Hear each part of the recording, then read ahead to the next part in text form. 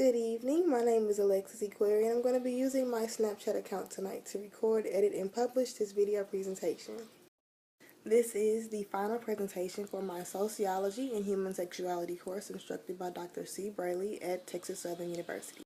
I will be discussing the sexual culture of senior citizens and attempting to debunk a myth about their sexuality.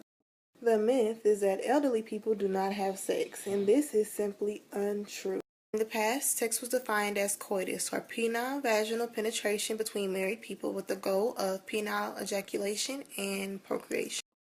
Juliet Richards quoted John C. Messenger in her orgasm essay on page 108 of our textbook, introducing the new sexuality study.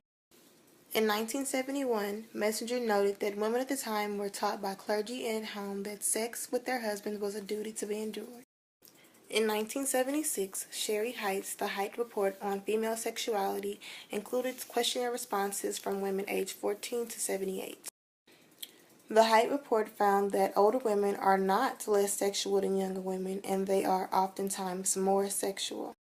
Height's research in 76 was the only research of the time that went against the societal norms that believed that beyond procreational age, sex was obsolete. The common belief at that time was that post-menopausal women and post-reproductory men would lose the desire to have sex because they had no purpose for it. On that topic, Nicola Gabby quoted Stephen Seedman's Romantic Love in their essay Viagra and the Coital Imperative. Seedman made mention of that generalization, saying that sex between a husband and wife would diminish over time because it was narrowly surrounded around the procreative act of coitus. Seedman went on further to say that men's sex drive would be over by the age of 50. This would be due to either a diminished sex drive or becoming enfeebled to the point where it had little significance in the marriage. More recently, however, there has been increased effort and depth of research on this topic. Interviews conducted by Mika Lowe on Sex and the Senior Woman gave a refreshed perspective on the topic of sex and elderly people. She found that now, more than ever, senior citizens are expressing themselves as sexual beings. In this era, the Viagra era, sexual desire and performance are visual and valued more than ever. One of the women she interviewed was 81 years old, and she said that her sexual prime was post-menopause. To quote the subject, she said that menopause made sex less risky and more enjoyable. Another woman, who was aged 86, said that she was interested in sex, but under certain conditions. Among those conditions were a clean bill of health and the use of protection. Because those conditions were hard to come by, oftentimes she opted to have platonic friends and use her vibrator whenever her urges became desperate. In the future, sexual ideals will become less rigid and more realistic. Gabby quoted another of his works in the essay Viagra and the Coital Imperative. Intercourse is not practiced simply as a possible means of physical pleasure, but also as a confirmation of love and closeness.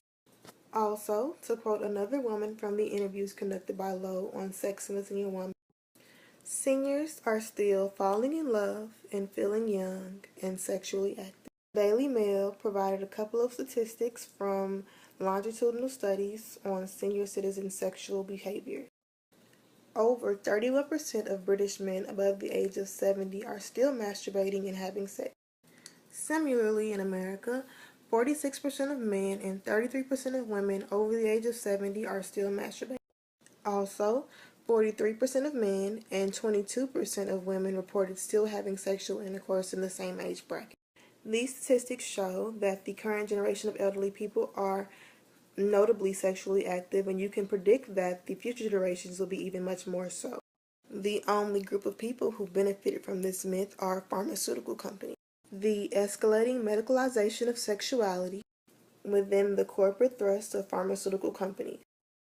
They were hungry for a new market to expand profits, and they found a costly erectile fix. Everyone is negatively impacted by this myth. At some point, we will all be potentially considered as senior citizens. And by the standards of societal structures, we will be expected to outgrow our sexual desires. We will face restricting stigmas on our sexual behavior and feel uncomfortable about pursuing natural erotic relations. More film productions featuring aging celebrities, in which they depict the truth about sexual desires of senior citizens, would play a big part in debunking this myth within society. as well as sexual education that does not stop at the age of menopause. People should be more realistic about this subject. Thank you so much for watching my presentation. My name is Alexis Aquari, and I just debunked the myth that elderly people do not have sex.